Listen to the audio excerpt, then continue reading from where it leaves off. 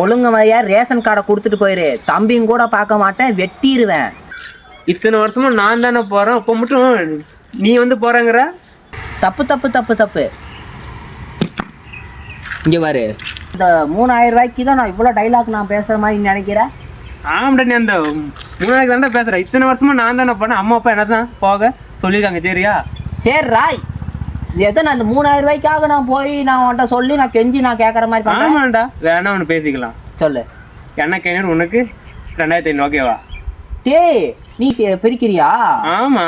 ஆ வேணா நான் சொல்லவா ஃபோன் பண்ணி அப்பா அம்மா கிட்ட? சரி, ரேஷன் கார்டு கொடு. ரேஷன் கார்டு தானே? ஐயோ அண்ணா, ரேஷன் கார்டை வீட்லயே மறந்து வச்சுட்டேன்.